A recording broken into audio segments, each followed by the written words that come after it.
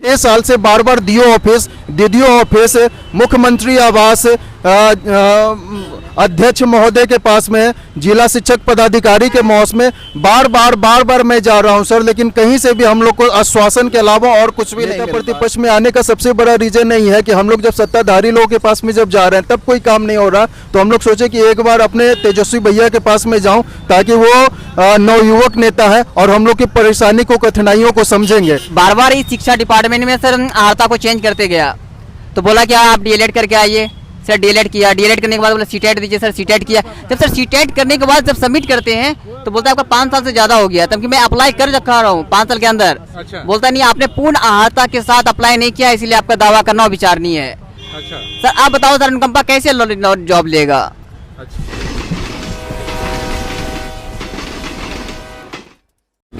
नमस्कार, मैं Vishnu Narayan the Bihar mail के लिए राष्ट्रीय जनता दल कार्यालय से। हालांकि राष्ट्रीय जनता दल के कार्यालय में आज राष्ट्रीय जनता दल के तमाम नेतागण समीक्षा बैठक कर रहे हैं।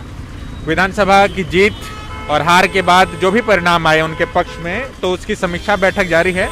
मगर जहां समीक्षा बैठक हो रही है राष्ट्रीय जनता दल कार्यालय पर, उसके ठीक बाहर ये कुछ लोग हैं, कुछ जो हैं नौजवान हैं, जो बिहार शिक्षक एवं शिक्षकोत्तर अनुकंपा आश्रित संघ के तहत यहाँ आए हैं और नेता प्रतिपक्ष तेजस्वी यादव से मिलने के लिए आए हैं कि, और उन्हीं से समझते हैं कि क्यों आए हैं, क्या बात है, क्यों ये लोग बिहार के अलग अलग हिस्सों से आए हैं। क्या नाम है आपका? सर मेरा नाम विकास गौरव हुआ और हम लोग बिहार के अलग अलग राज्य से आए हुए हैं। अभी तो यहाँ पे मात्र हम लोग की 100 की संख्या में ही स्टूडेंट है, जबकि हम लोग लगभग 2000 की संख्या में है। बहुत सारे लोगों से हम लोग की बातचीत हुई है जो कि अभ्यर्थीगण है। कुछ लोग अभी रास्ते में है, कुछ लोग यहाँ पहुँच चुके हैं, कुछ लोग अभी हम लोग मुख्यमंत्री आवास के पास में थे, कुछ लोग वहाँ से भी और आने वाले हैं।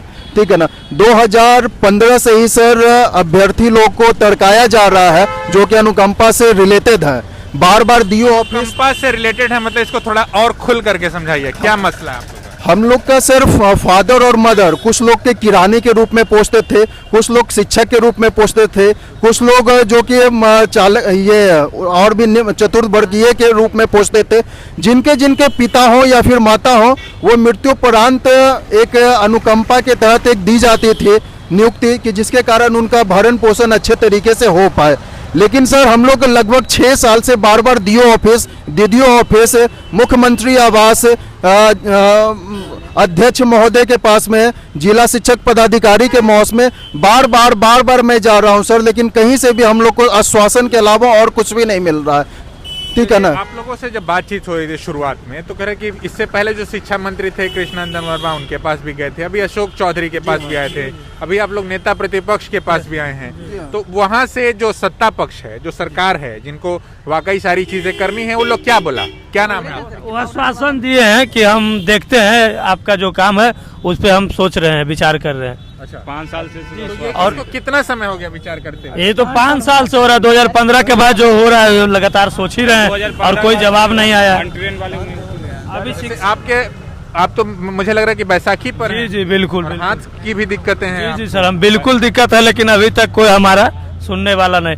हमारे साथ लगभग 2000 साथी हैं और ना इनका कोई सुनने वाला है और ना मेरा सुनने वाला। और क्या बोला? अभी जो अशोक चौधरी हैं, तो उनसे जब बातचीत हुई तो क्या बोले? वो जो बोले कि हम जा रहे हैं, कैबिनेट में बैठेंगे और आपकी चर्चा को करेंगे और हम आधा घंटा के बाद आपको रिप्लाई देंगे। उम्मीद है उधर से? देखिए कोई उम्मीद नहीं। आधा घंटा से ऊपर 2 घंटा हो गया सर, अभी तक कुछ आश्वासन मिला ही नहीं। सिर्फ आश्वासन के अलावा कुछ मिलता ही नहीं हम लोगों को। जो आप लोग सालों की बात कर रहे तो घंटा 2 घंटा का क्या विषय है उसमें? वही तो समझ में नहीं आ रहा है, सरकार क्या दर्शाना चाहती है हम लोगों के सामने।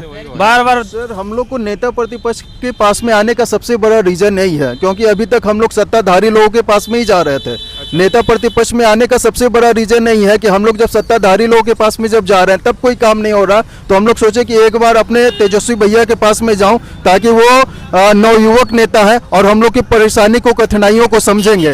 बार बार बिहार के अलग अलग राज्यों से आने में बहुत ज्यादा कठिनाई होती है, जबकि यहाँ पे रेलवे सुविधा भी नहीं है।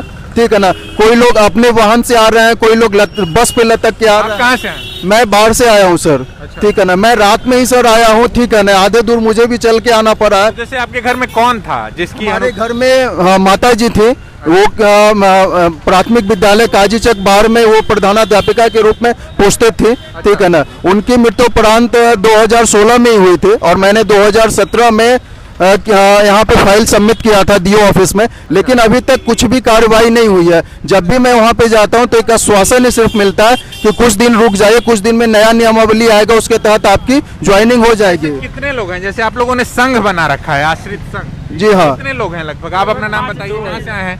नवादा से आए, मेरा नाम कुंदन कुमार है। अच्छा, तो कुंदन, जैसे आपके घर में कौन था नौकरी में? सर मेरे पिताजी थे सर। पिताजी क्या करते थे वो? सर हाई स्कूल में प्रधानाध्यापक थे सर। अच्छा जी। वो कब उनका इंतकाल हुआ? सर उनका इंतकाल सर 24 अगस्त 2018 को हुआ सर। 18। जी। तो इस बीच फिर से एक बार सरकार बन गई, अलग अलग जगहों पर आप जा रहे हैं, फिर से भी गए थे, तो क्या कुछ वहाँ से आश्वासन, क्या कुछ बात हुई है? सर विद्यालय सहायक और विद्यालय परिचारी के लिए सर नियमावली आ गया है, मगर यही है कि कब मतलब जो हमारे मार्गदर्शन यहाँ से सचिवालय से जाएगा हर एक डिस्ट्रिक्ट में सर, तो मतलब बहाली का प्रक्रिया शुरू होगा। जैसे आप तो 2018 वाले हैं, कोई उससे पहले का भी है?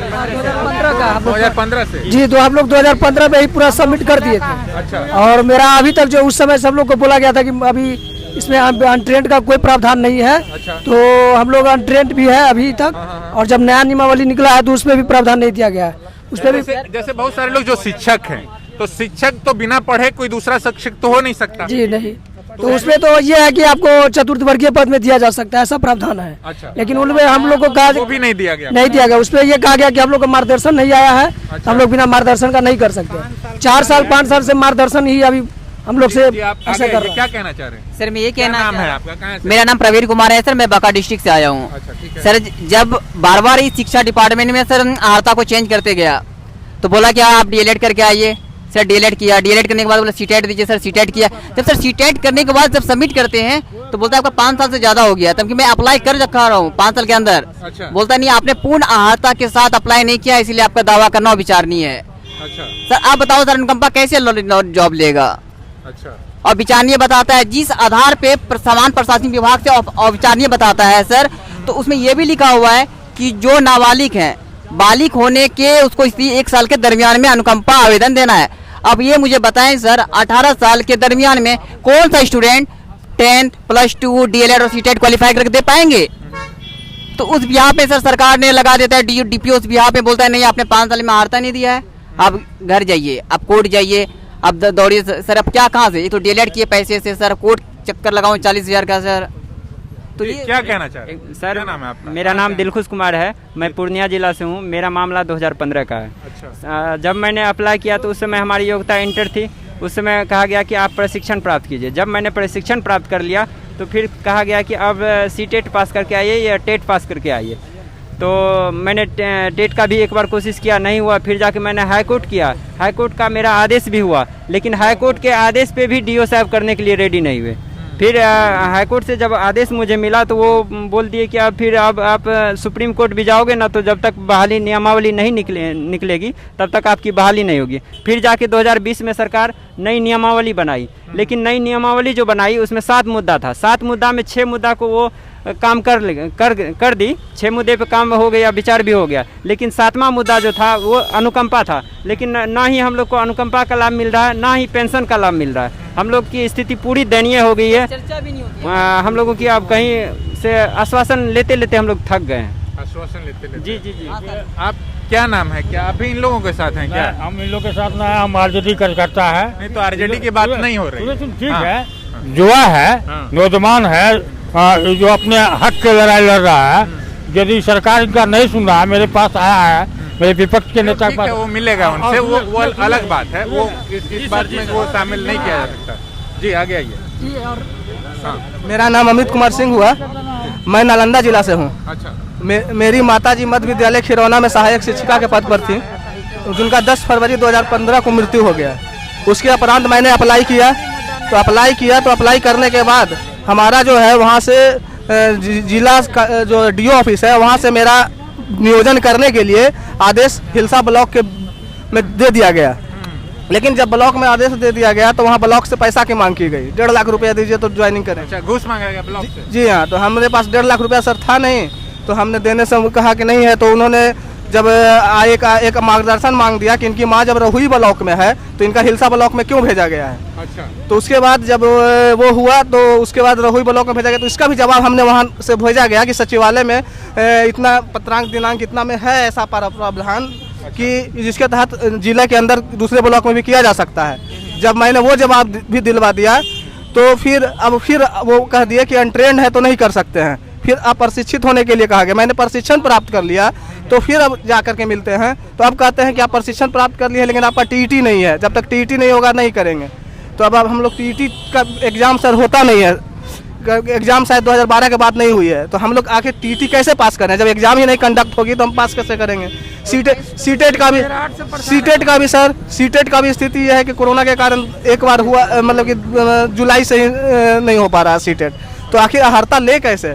हम लोग का है कि या तो नया नियमावली जो बनाई है सरकार उसके तहत हम लोग को विद्यालय सहायक या विद्यालय प्राचार्य में कर दे, और नहीं तो जो प्रशिक्षण प्राप्त हैं उन लोगों को शिक्षक में कर दे, और बाकी लोगों और पात्रता परीक्षा के लिए दस्ता परीक्षा वगैरह ले लिया जाए हम लोग को। जो हमारी माँ की मृत्यु 2015 में हो गई, तत्पश्चात हमने आवेदन दिया तो उसके बाद वहाँ से बीओ कार्यालय से हमारा जो है डीपीओ साहब के यहाँ, देखिए बीओ साहब ने अग्रसारण कर दिया डीपीओ साहब के यहाँ कि आपका नियोजन करने के लिए आगे अग्रसारित किया गया, जो कि 23/7/2015 को ही हो गया है, 23/7/2015 को। इसके बाद डीपीओ साहब के यहाँ चला गया लेटर, फिर डीपीओ साहब जो है 22/1/2016 को ही मतलब कि हिलसा प्रखंड के बीडीओ साहब के यहाँ भेज दिए कि इनका नियोजन कर दिया जाए, करके सूचित किया जाए। लेकिन जब वहाँ गए तो वहाँ हम लोगों को 1.5 लाख रुपया घूस मांगा गया।